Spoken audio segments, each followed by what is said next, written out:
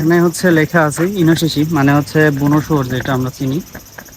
তো এখানে থাকতে পারে বা আছে, এই যে এখানে হচ্ছে ছবিও দেওয়া আছে। একটু বিপজ্জনক না?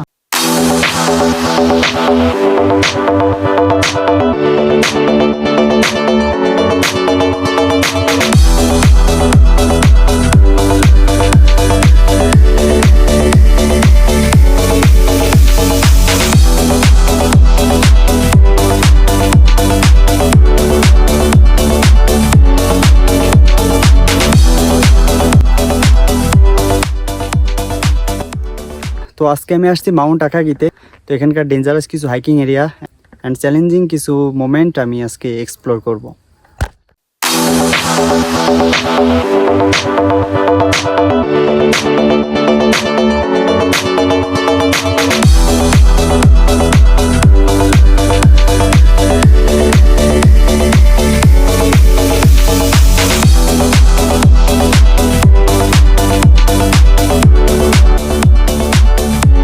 তো আমি হচ্ছে হাইকিং শুরু করতেছি এখান থেকে। এখন 10টা 30 বাজে, সকাল 10টা 30।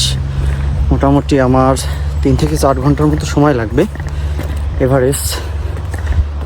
ওটা এই যে এইখান থেকেই তৈরি হয়। আমি একটা জিনিস দেখাই, এই যে এখানে কিন্তু রাস্তা আছে 3-4টা। এখান দিয়ে আমি আসছি, এদিকে একটা রাস্তা আছে। তো আমার মনে হয় যে এটা না, এখানে যদিও মানে দিক নির্দেশনা দেওয়া আছে, বাট আমি জানি না এটার নাম কি বা দিকগুলো কি। হ্যাঁ, কারণ হচ্ছে গতবার আমি এক জাপানিজের সাথে আসছিলাম।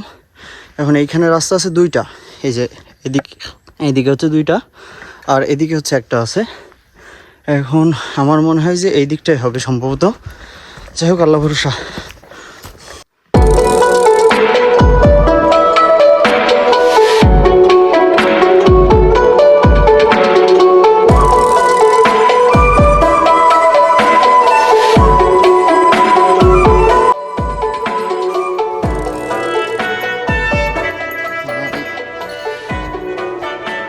তো আমি হচ্ছে মানে কি বলবো, যে এটার কথা বলতে চাচ্ছিলাম যে এই জায়গাগুলো সব থেকে বেশি মানে কষ্টকর। এই পাহাড়ি যে মোটামুটি মানে এই যে পাহাড়ের যে এই যে পাথরওয়ালা যে রোডগুলো আছে, এইগুলোর অবস্থা খুবই খারাপ। যদি পা সামান্য পরিমাণ যদি স্লিপ করে, পা শেষ। আর মোটামুটি খাড়া ঢালও আছে ওই দিকটায়। আমি গতবারে আমার মোটামুটি মনে আছে, তো ওই সাইডটাতে হচ্ছে একটু বেশি খারাপ। আমি হয়তো বা একবার পরেও গেছিলাম, তেমন কোনো ইনজুরি পাই নাই। তো আল্লাহ ভরসা।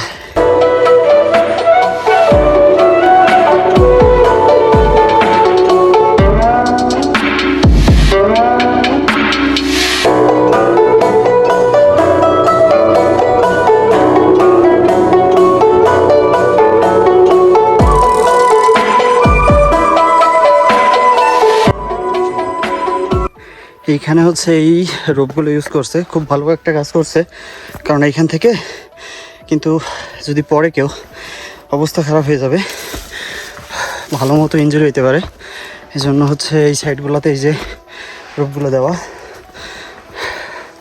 এখন এখানে আমি যে জিনিসটা, আর একটা জিনিস বলতে চাচ্ছিলাম যে মানে একটা না যখন খারাপ হবে, মানে উপরের দিকে উঠা হয়, তখন মাথা হালকা ঘোরায় বা চক্কর দিতে পারে। এটা হচ্ছে সব থেকে বেশি বিপজ্জনক। এই জন্য এই খাড়া ঢালগুলোতে সাধারণত একটু সময় নেওয়া উচিত। এখান থেকে হচ্ছে যদি একটা বিষয় আমি দেখাই, এই যে একদম নিচে মানে এতটাই খাদ, এটা মানে যদি পড়ে কেউ তাহলে বাঁচার কোনো সম্ভাবনা নেই। একদম নিচে মানে 400-500 মিটার নিচে চলে যাবে একবারে।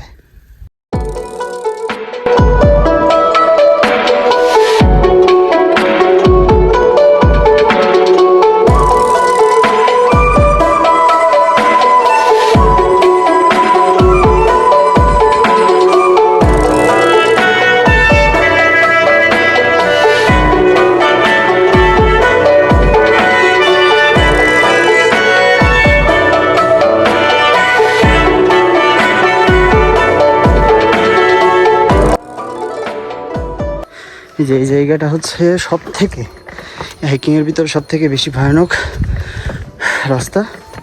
একদম পুরোই খাড়া, আর পাথরগুলো অনেক বড় বড়। পা স্লিপ করলে একদমই শেষ। কনিচিওয়া, সুমিমাসেন। এই কনিচিওয়া। প্রায় 1.5 ঘন্টার মতো একটানা উঠছি, তো এখন মোটামুটি প্রায় 30 মিনিটের মতো সময় লাগতে পারে। আর বাকি পথ যতটুকু আছে, তো একটু ব্রেক করি, পানি চুনি খাই, এরপরে হচ্ছে আবার শুরু করি।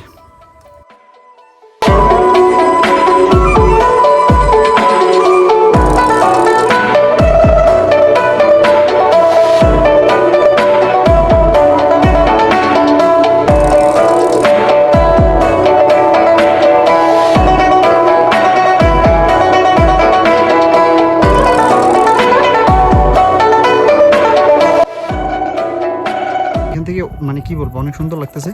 এই যে এই সাইডটা হচ্ছে কি বলে, ফুকুশিমা। তো এইখান দিয়ে আসছি। আর এই যে এদিকটা হচ্ছে নিগাতা। তো মোটামুটি গুনমার এইখান থেকে শুরু আর কি। গুনমার এইখান থেকে মোটামুটি নিগাতা নাগাওকা পর্যন্ত প্রায়। আমি এই যে এই ভিউটা, মানে এই ভিউটা আনার জন্য আমি এখানে 2 ঘন্টা বসে আছি, যে এই সাইডটাতে যখন রোদ পড়বে তখন হচ্ছে এই ভিউটা আমি নিতে পারবো।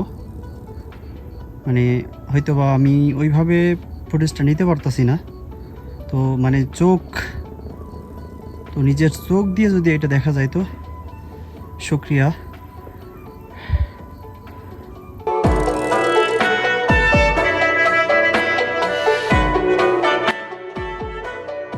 যে আল্লাহ পাক আমাকে এই সুন্দর ভিউ দেখার সৌভাগ্য করে দিয়েছে, আলহামদুলিল্লাহ।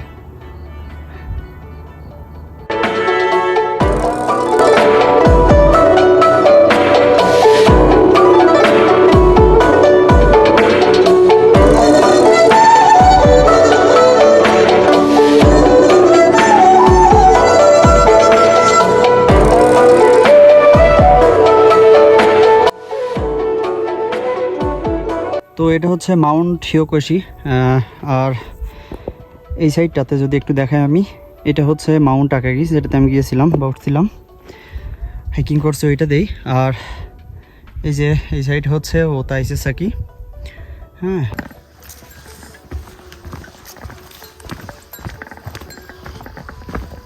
কনিচিওয়া।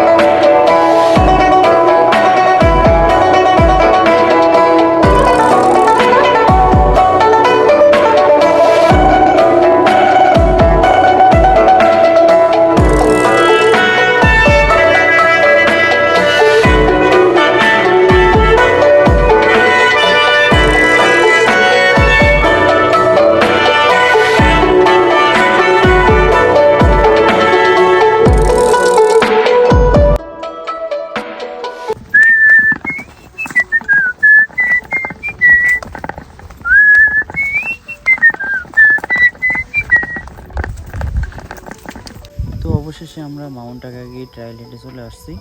এখান থেকে হচ্ছে পুরো মায়াবাসী শহরটা আজকে আমি আপনাদেরকে দেখাবো।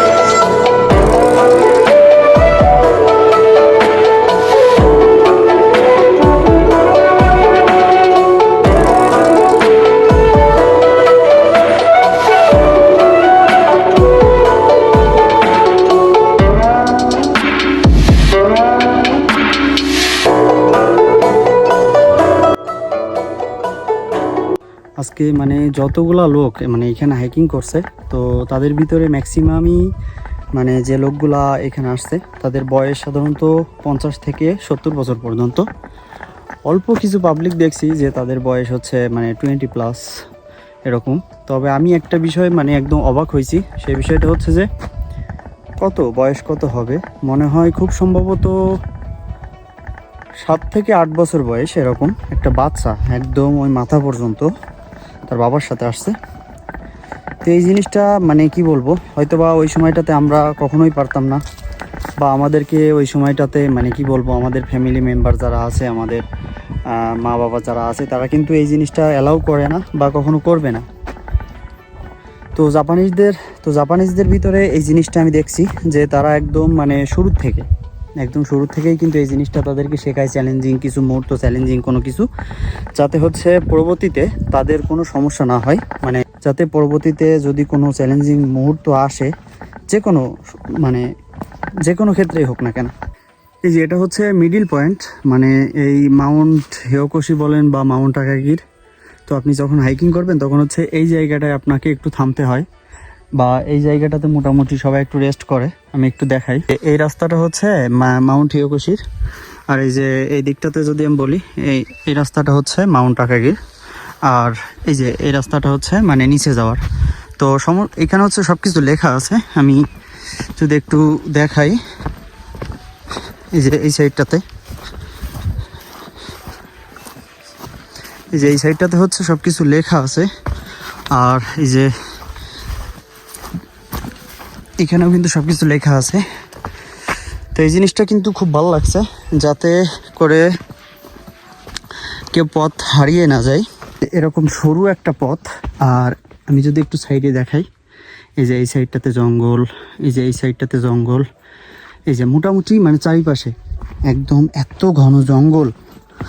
তো যদিও এখানে মানে খারাপ কোনো প্রাণী বা মানে এরকম যে বাঘ ভাল্লুক এইগুলো নাই, তো এখানে কিন্তু মোটামুটি একটু সাপের ভয় আছে, আর নর্মালি হরিণ টরিণ এইগুলো দেখা যায়, বানর টানর এইগুলো দেখা যায়।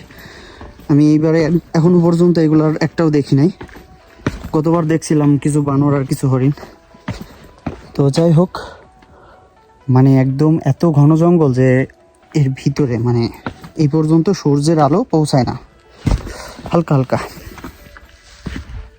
তো সাধারণত ওঠার সময় মানে হাইকিংয়ের একদম শুরুতে আপনি উঠতেছেন আস্তে আস্তে, মানে ব্রেক নিতেছেন বা করতেছেন, তো কষ্ট হয় ঠিক আছে ওঠার সময়ও, বাট নামার সময় যেটা হয় যে আপনার পা যেন মানে একদম কিছু করা লাগে না, এমনিই নামে।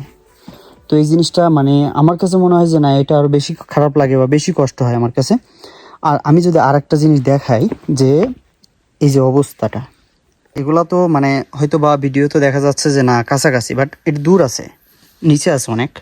তো এই পাথরগুলো মোটামুটি বড়, তো একটু পিছলে যদি মানে, তো বিষয়টা যদি এরকম হয় যে পা পিছলাই গেল আর নিচেই পড়লাম, এখানে বেশি না, হয়তো বা 2 মিটার 3 মিটার, কিন্তু পাথরের পরে যদি পড়ে 2-3 মিটারও অনেক কিছু, আপনি ইনজুরি হয়ে যাবেন। আর এইখানে থাকে লোক, সব সময়ই থাকে। তো আজকে দেখতেছি যে না, মোটামুটি 20-30 মিনিট পর পর একজন আসতেছে, কারণ হচ্ছে গতকালকে বৃষ্টি হয়েছে, আর এখন গরম অনেক জাপানে, বাইরে প্রায় ওরকম 35-36 এরকম, শহরে বা এরকম গ্রামের দিকে, কিন্তু উপরে একটু কম আছে, কারণ উপরে মোটামুটি 5-10 ডিগ্রি সেলসিয়াস তাপমাত্রা সবসময় কম থাকে। আর এটা প্রায় হচ্ছে 1880 মিটার প্রায় উঁচু।